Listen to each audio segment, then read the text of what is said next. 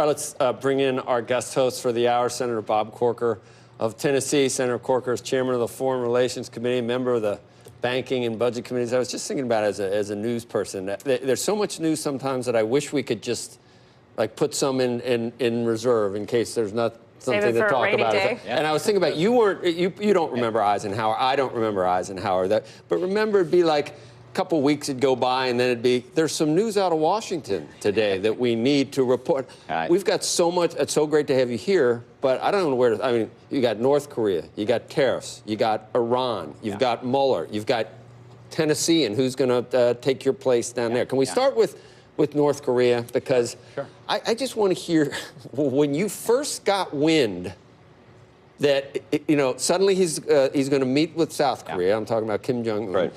He's going to denuclearize. He's going to. When that happened, it was a 180-degree switch. It seemed like it came out of nowhere. What do you know? What the hell really happened here? Is Trump a genius or just the luckiest person on earth in terms of what happened? Well, look, this is a great opportunity. By the way, talk about surprises. Rex Tillerson was in Africa and got a call at 2 o'clock in the morning from General Kelly saying, hey, by the way, you need to call the president. This is getting ready to happen. So, it was a shock to everybody. But look, it's setting up well.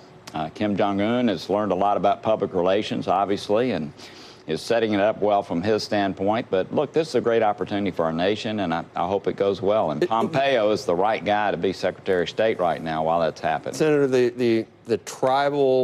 the tribalism we deal with every day and the narratives that are painted on what's really happening, a person out in the heartland would have no idea about what really happened. I mean, I hear from certain people that Trump's, the sanctions, how tough they were, his portraying himself as strong and possibly ready to do something militarily to North Korea, convinced Kim Jong-un that, look, if I want to stay in power, I can have a good long life if I can actually do something for my people economically and come into the 21st century. But then there's other people that say it had nothing to do with that it just, after all these years, it finally kind of just happened. What's the truth? Did Trump, does he deserve a Nobel Prize? Well, we'll see. I mean, I think if this gets resolved, my gosh, yes. I mean, but it's been 25 years. It was due to his strategy. There's no question that the administration has done a great job bringing people together to put pressure on North Korea. No question. Tillerson, Mattis, President Xi, President Moon. Yeah, but I mean, convincing them to do so was a great achievement by this administration. So where it goes from here, you also had a sort of a left-leaning new president in South Korea that wanted to reach out, ran on that. So you had that happening instead of more of a hawkish leader there. So you had numbers of things that have occurred to create this opportunity for us. I mean, obviously we have seen moves in the past that look like we were moving towards something. This is more than we've seen. This is the proclamations have been more than, but this is a trust but verify situation. Do you really? Absolutely. I mean, I think everybody understands, and John Bolton in particular, that we need to be very skeptical. Over 25 years, this has happened numbers of times. This does look more optimistic than those other times, but at the end of the day, what is he really willing to do relative to his program? Because it has been about his survival, right? Having deliverable nuclear weapons is about him being able to die as an old man in his bed. Gaddafi gave his up. Didn't work so well for him. He knows that. And so this is going to be a long process, but again, it's starting out on a very good note. And I'm happy for our nation. What we watch with President Trump's potential meeting? Well, obviously, there's a lot of setup, a lot of precursor issues have to be dealt with before it's set, and then they'll have a very rigid agenda. They'll probably know, generally speaking, what the outcome could be before the meeting begins. One of the things that Kim Jong-un's got to worry about is, he's set pretty high expectations now.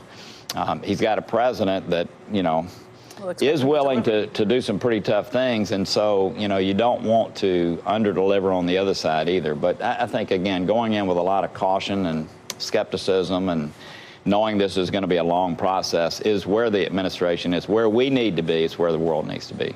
So.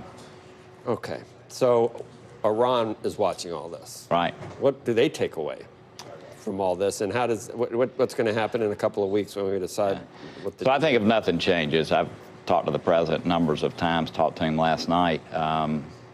I think if nothing changes, he's definitely leaving the agreement. And so there's this framework that we've been working on for about a year. Our office actually went to the State Department about a year ago, knowing where the president was, to lay out these three issues, and that is ballistic missile testing, improving, stopping that, doing a better job with inspections, but also this sunset clause. I mean, at the end of 10 years, Iran really is off and running. Now, the people negotiating would say not, but they really are off and running. And so getting the Germans, the UK, getting the French to agree to a new framework has to occur, or I think he moves. You talked to him last night, and that's what you gleaned from it, that he'll probably exit. Did you? We talked about another topic last night, actually, but we've had enough conversations. What was the other topic? He was wondering how long you'd been on this program. Yeah. He knows exactly. He knows exactly how long. So, we used to have him on every Tuesday. Let me. I want. Oh, did you watch Netanyahu? Did you watch? I didn't watch it. I was at the. What's the bottom line? Was that new? We've known. We've known. So it wasn't new. They stopped the program when we invaded Iraq. We've known that for some time. Look, you know. So what was Bibi doing? He's a friend of mine, you know. Is he trying to protect himself? I think he would love to. Was this about a political move, internal move to keep himself in power? What was this? No. This was about influencing the administration. Our administration? Yeah, definitely. You think it has nothing to do with him in Israel at the moment? I think it has everything to do with May 12th. Okay. I mean, this isn't the information, getting a hold of. I mean, the Mossad is awesome. I mean, a lot of, you know, I've gone over there just to meet with the Mossad before, to learn about what's happening in the region. They're incredible. The fact that they were able to get this is an incredible thing. But the information, and having it verifies what we already knew. So it wasn't new information. It is new to actually have the details written in Farsi and. You gotta love the Mossad, Andrew, right? I mean. Yes or no? I don't. Yeah. Why wouldn't he? He's so good and competent, and I trust what they say. And if they, you know, they're surrounded by people that hate them, and you need, you know, and you've got the Mossad. I just think they're, I don't know, I respect and admire. Tariffs. Let's, as long as you're here, we got to.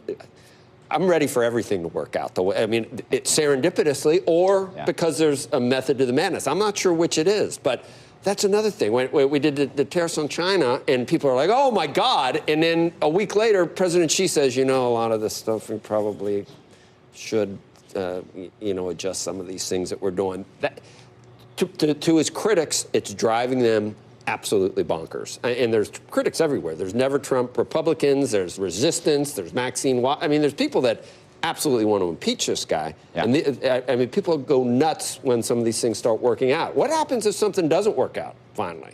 I mean, nothing at this point. There hasn't been a single disaster blow up in terms of foreign policy or even economic policy at this point. God forbid if there is one. Everything has been working. Mm-hmm.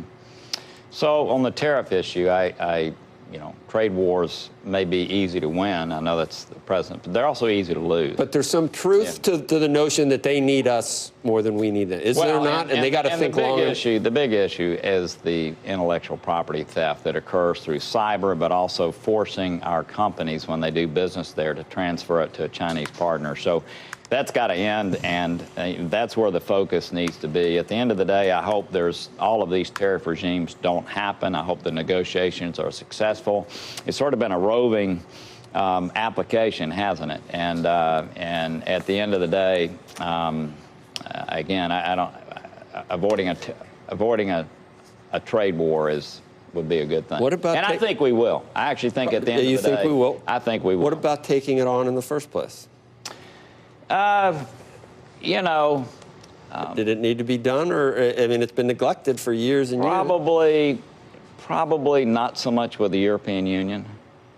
Probably not so much with Canada and Mexico. Even though they're exempt, mostly. Yeah. Will NAFTA? Will they get this done by? I think they'll get NAFTA done in a couple of weeks. I do. He's getting a lot of incoming, especially from the ag parts of our country, but almost every We're going Republican to talk senator. about you, too. Are you going to miss all this? You're probably going to be a CNBC contributor. We hope. I want to, huh? We hope. We hope. I'm offering you that. It's a big position. Big money, big, presence, Yeah. high profile. Well, I mean, y'all are my idols.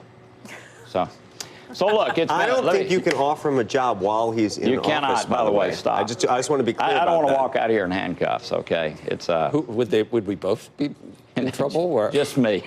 Just me. Just think about it. But I'm not offering. I'm not in a position to offer it anyway. There you go. I just think it would be a good idea, like right? When you like his analysis and insight and the It's the hypothetical you're throwing out. hypothetically, The theoretical. the theoretical, and you're So going to look, it's been. You like Marsha Blackburn yet?